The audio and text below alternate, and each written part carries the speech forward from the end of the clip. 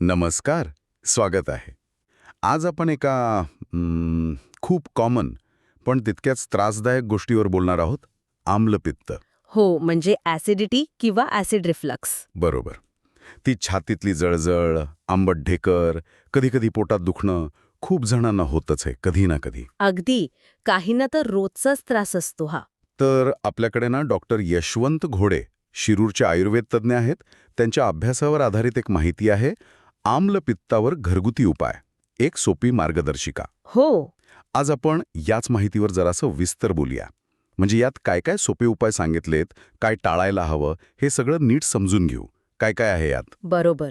ही माहिती म्हणजे कसं आहे, लोकांना अगदी प्राथमिक लेव्हलवर किंवा कधीतरी त्रास झाला तर काय करता येईल याची ओळख करून देण्यासाठी आहे.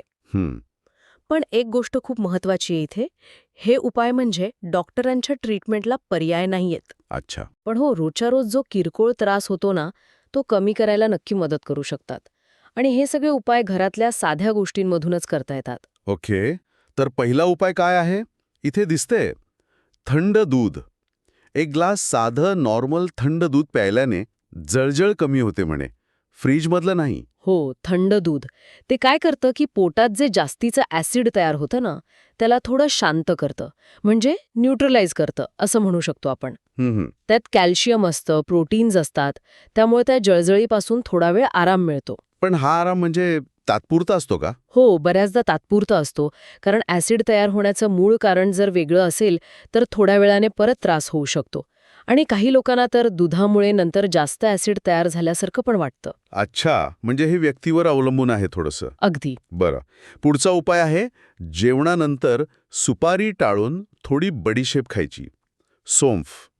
पचनासाठी चांगली असते म्हणतात. हो, बडीशेप तर आपल्याकडे फार पूर्वीपासून वापरतात. जेवणानंतर देतातच ना? हो हो, मुखशुद्धी म्हणून. ती फक्त मुखशुद्धी नाहीये. तिच्यात असे काही घटक आहेत जे पोटाच्या स्नायूंना रिलॅक्स करतात, गॅस कमी करतात. ओके. त्यामुळे पोट फुगणं, जळजळणं हे कमी होतं. आणि ती पाचक रस पण वाढवते. त्यामुळे अन्न नीट पचतं. म्हणजे ही सवय चांगली आहे. बरं. पुढे तुळशीच्या पानांचा उल्लेख आहे. 4-5 पानं चावून खाल्ली की ॲसिडिटी आणि ढेकर कमी होतात असं म्हटलंय. हो, तुळस तर खूपच गुणकारी आहे. आयुर्वेदात तिला खूप महत्त्व आहे. तिच्यात काय म्हणतात त्याला, अँटी अल्सर आणि अँटी इन्फ्लमेटरी प्रॉपर्टीज असतात. हां. म्हणजे ती पोटातली जी आतली त्वचा असते ना, तिचं रक्षण करते आणि ॲसिड निर्मिती पण थोडी कमी करते असं मानलं जातं. शांत वाटतं त्याने. तुळशीनंतर आहे जिऱ्याचं पाणी. जिरे भाजून त्याची पूड करून कोमट पाण्यात घ्यायची. पित्त कमी होतं म्हणतात. हे कसं काम करतं? जिरे हे खूप चांगलं पाचक आहे. ते आपल्या तोंडातील लाळ ग्रंथींना उत्तेजित करतं. म्हणजे पचनाची सुरुवातच चांगली होते. अच्छा. आणि पोटात गेल्यावर ते पचनाचे एन्झाईम्स वाढवतं. पित्ताचा स्राव पण सुधारतो. त्यामुळे अन्न लवकर पचतं. गॅस, पोट जड होणं, ॲसिडिटी हे सगळं कमी होतं. बडीशेप आणि जिऱ्याचं काम थोडं वेगळं आहे म्हणायचं. हो, दोन्ही पाचक आहेत, पण बडीशेप जरा गॅस आणि स्नायूंवर काम करते, तर जिरे थेट एन्झाईम्स आणि पित्तावर काम करतात. दोन्ही चांगलेच. इंटरेस्टिंग. आता पुढचा उपाय तर मला खरंच नवीन वाटला. धण्याचं पाणी, म्हणजे आपल्या कोथिंबिरीच्या बिया, धणे, याचं पाणी प्यायल्याने ॲसिडिटी शांत होते म्हणे. हो, हे ऐकून अनेकांना आश्चर्य वाटेल, कारण धणे आपण मसाल्यात वापरतो. हो ना? पण आयुर्वेदानुसार धणे हे थंड मानले जातात. आणि ॲसिडिटी म्हणजे काय? तर शरीरातली उष्णता वाढणं, पित्त वाढणं. हं. तर हे धण्याचं पाणी ती उष्णता कमी करतं. पोटातली जळजळ, दाह शांत होतं त्याने. पचनाला पण मदत होते. म्हणजे धण्याचे असेही फायदे आहेत. यानंतर आवळ्याचा उल्लेख आहे. आवळा पावडर किंवा ताजा रस हा उत्तम आम्लपित्तनाशक आहे असं स्पष्ट म्हटलंय. पण आवळा तर आंबट असतो. त्याने ॲसिडिटी कशी कमी होणार? हां, चांगला प्रश्न आहे. आवळा चवीला आंबट असला तरी त्याचं पचन झाल्यावर शरीरावर होणारा परिणाम, ज्याला विपाक म्हणतात, तो मधुर आणि थंड असतो. अच्छा. त्यामुळे तो पित्त कमी करतो. त्यात व्हिटॅमिन सी भरपूर आहे, अँटीऑक्सिडंट्स आहेत. ते पोटाच्या आतल्या अस्तराचं संरक्षण करतात. त्याला बरं करायला मदत करतात. म्हणजे हा तात्पुरता उपाय नाहीये. नाही, आवळा नियमित घेतला तर पचनसंस्था सुधारते आणि ॲसिडिटी मुळापासून कमी व्हायला मदत होते असं मानलं जातं. कमाल आहे. आयुर्वेदातला विचार किती वेगळा आहे. बरं, अजून काय आहे यादीत? कोरफड रस. सकाळी रिकाम्या पोटी घ्यायचा, पचन सुधारतं, पित्त कमी होतं म्हणतात. हो, कोरफड तर त्वचेसाठी आपण खूप ऐकतो, पण पोटासाठी पण ती खूप चांगली आहे. तिच्यात दाह कमी करणारे गुणधर्म आहेत, अँटी इन्फ्लमेटरी, हं, आणि व्रण म्हणजे अल्सर हं. वगैरे बरे करायला पण मदत करते. ॲसिडमुळे होणारी जळजळ, सूज कमी होते. आतड्यांचं काम पण सुधारतं त्याने. आणि मग एक अगदी सोपा उपाय, केळी. पिकलेली केळी खाल्ली की पोटातली ॲसिडिटी कमी होते असं लिहिलंय, पण काही जण म्हणतात केळ्यांनी पित्त वाढतं. वेल, हा एक कॉमन गैरसमज आहे किंवा काहींना तसा अनुभव येत असेल. पण साधारणपणे पिकलेली केळी फायदेशीर मानली जाते. अच्छा, पिकलेली? हो, तिच्यात पोटॅशियम असतं, जे अल्कलाईन आहे. म्हणजे ती पोटात जाऊन नैसर्गिक अँटासिडसारखं काम करते. ॲसिडला थोडं कमी करते. ओके. कच्च्या केळ्याने कदाचित त्रास होऊ शकतो काहींना, हं. पण पिकलेली केळी सहसा चांगली असते. अर्थात ज्यांना स्वतःला अनुभव आहे की त्रास होतो, त्यांनी टाळावं. प्रत्येकाचं शरीर वेगळं असतं. बरोबर. आता शेवटचे 2 उपाय दिसतायत. एक म्हणजे जेवणानंतर थोडा गूळ खाणे, शक्यतो कोमट पाण्यासोबत, आणि दुसरा दिवसातून एकदा नारळ पाणी. गूळ पण आपल्याकडे जेवणानंतर खातातच. हो. त्यात मॅग्नेशियम असतं, ते आतड्यांसाठी चांगलं. आणि तो पण पाचक एन्झाईम्सना उत्तेजित करतो, पचन सुधारतं, ॲसिड कंट्रोलमध्ये राहतं. कोमट पाण्याने अजून चांगला इफेक्ट येतो. आणि नारळ पाणी. नारळ पाणी तर म्हणजे नैसर्गिक एनर्जी ड्रिंक आहे. त्यात इलेक्ट्रोलाइट्स असतात, पोटॅशियम वगैरे. ते शरीराची पीएच लेवल बॅलन्स करायला मदत करतं. आणि मुख्य म्हणजे ते थंड आहे. पित्ताची जळजळ, अस्वस्थता कमी करतं. पोटाला हलकं वाटतं. वाह! म्हणजे खरंच आपल्या किचनमध्येच कितीतरी गोष्टी आहेत ज्या उपयोगी पडू शकतात. नक्कीच. पण जसं काय करायचं हे महत्वाचं आहे, तसंच काय टाळायचं हे पण महत्वाचं असणार, नाही का? या मार्गदर्शिकेत त्याबद्दल पण सांगितलं आहे. हो, आणि खरं सांगायचं तर हे पथ्य पाळणं उपायांइतकंच किंबहुना जास्त महत्वाचं आहे. कारण काही सवयी थेट ॲसिडिटी वाढवतात. यात पहिलेच आहे, जास्त मसालेदार, तेलकट आणि तळलेले पदार्थ टाळावेत. म्हणजे आपल्या वडापाव, भजीवर थोडं कंट्रोल हवं. अगदी. हे पदार्थ पचायला जड असतात. तेल, मसाले पोटात जास्त ॲसिड तयार करतात आणि अन्ननलिकेची जी खालची झडप असते ना, ती सैल करतात. अच्छा. मग ते ॲसिड वर येतं आणि छातीत जळजळतं. ओके.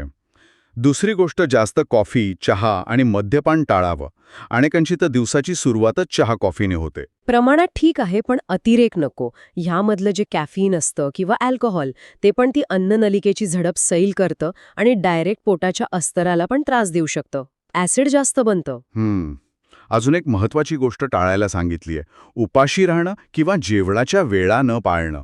हे तर अनेकांचं होतं कामाच्या गडबडीत. बरोबर. पण याने होतं काय? आपलं पोट वेळेवर ॲसिड तयार करतं पचनासाठी. आता त्या वेळेत जर अन्नच नाही गेलं पोटात, तर ते ॲसिड त्रास देणार. अगदी, ते ॲसिड पोटाच्या भिंतींना त्रास देतं, जळजळ, पोटदुखी सुरू होते. त्यामुळे वेळेवर जेवणं आणि योग्य प्रमाणात जेवणं महत्वाचं आहे. आणि शेवटचा मुद्दा, रात्री उशिरा जेवून लगेच झोपणे. जेवण आणि झोप यात गॅप हवा म्हणतात. हो, किमान 2 ते 13 तास. याचं कारण अगदी साधं आहे. आपण जेवून लगेच आडवे झालो की गुरुत्वाकर्षणामुळे पोटातील अन्न आणि ॲसिड परत अन्ननलिकेत वर यायला सोपं होतं. अच्छा, ओके. उभं किंवा बसलेलं असताना ग्रॅव्हिटी मदत करते ॲसिडला खाली ठेवायला. म्हणून रात्रीचं जेवण लवकर आणि हलकं घ्यावं आणि जेवणानंतर थोडं फिरावं. म्हणजे या जीवनशैलीतल्या बदलांशिवाय फक्त उपाय करून उपयोग नाही. बरोबर, हे बदल खूप महत्वाचे आहेत. पण या सगळ्यात एक अत्यंत महत्वाची सूचना पण दिली आहे या माहितीत, जी खूप गांभीर्याने घ्यायला हवी. हो, ती खूप महत्वाची आहे. त्याकडे दुर्लक्ष करून चालणार नाही. ती अशी आहे की जर ॲसिडिटीचा त्रास वारंवार होत असेल, छातीत सतत जळजळ होत असेल, घरगुती उपायांनी काहीच फरक पडत नसेल, किंवा अन्न गिळताना त्रास होत असेल, दुखत असेल, उलटीतून रक्त पडत असेल, किंवा अचानक खूप वजन कमी होत असेल, तर ही लक्षणं अजिबात साधी नाहीत. ही कदाचित अल्सर किंवा GERD म्हणजे गॅस्ट्रो इसोफेजियल रिफ्लक्स डिझीज किंवा क्वचित अजून गंभीर आजाराची चिन्ह असू शकतात. बापरे. अशा वेळी फक्त घरगुती उपाय करत बसणं धोकादायक ठरू शकतं. अजिबात वेळ न घालवता डॉक्टरांना भेटायलाच हवं. योग्य तपासण्या करून उपचार सुरू करायला हवेत. म्हणजे घरगुती उपाय कधी वापरायचे आणि डॉक्टरांकडे कधी जायचं हे समजून घेणं फार महत्वाचं आहे. अगदी. सौम्य त्रास असेल, कधीतरी होत असेल तर ठीक आहे, पण सततचा त्रास किंवा गंभीर लक्षणं दिसली तर वैद्यकीय सल्लाच घ्यावा. तर आज आपण या चर्चेतून काय शिकलो? डॉक्टर घोडे यांच्या माहितीनुसार आम्लपित्तावर अनेक साधे घरगुती उपाय आहेत. थंड दूध, बडीशेप, तुळस, जिरे, धणे, आवळा, कोरफड, केळी, गूळ, नारळ पाणी. बरोबर. आणि हे उपाय कसे काम करू शकतात याचाही आपण अंदाज घेतला. पण त्याचबरोबर काय टाळायला हवं हेही पाहिलं. तेलकट, मसालेदार, तळलेलं अन्न कमी करणं, चहा, कॉफी, मद्यपान मर्यादित ठेवणं, वेळेवर जेवणं, रात्री उशिरा जेवून लगेच न झोपणं. अगदी. म्हणजे एक संतुलित आहार आणि नियमित जीवनशैली हा सगळ्यात महत्वाचा उपाय आहे म्हणायला हरकत नाही. आणि सगळ्यात महत्त्वाचं म्हणजे त्रास जास्त असेल किंवा वारंवार होत असेल तर डॉक्टरांचा सल्ला घ्यायला विसरायचं नाही. नक्कीच. हे घरगुती उपाय फक्त एक मदत म्हणून आहेत, ट्रीटमेंट म्हणून नाही. आपलं शरीर काय सांगतंय ते ऐकणं महत्वाचं आहे. आणि जाता जाता एक विचार येतोय मनात की आजच्या या धावपळीच्या, स्ट्रेसच्या जगात जिथे सगळं इन्स्टंट हवंय, प्रोसेस्ड फूड वाढले, तिथे आपल्या पूर्वजांनी सांगितलेले आयुर्वेदातले हे साधे, नैसर्गिक उपाय आणि पथ्य जी हजारो वर्षांपासून चालत आली आहेत, ती आज जास्त महत्वाची झाली आहेत का? खरंय. कदाचित खरं आरोग्य पुन्हा निसर्गाकडे जाण्यात, या साध्या गोष्टींचं महत्त्व ओळखण्यातच आहे का? काय वाटतं? यावर विचार करायला हवा नक्कीच.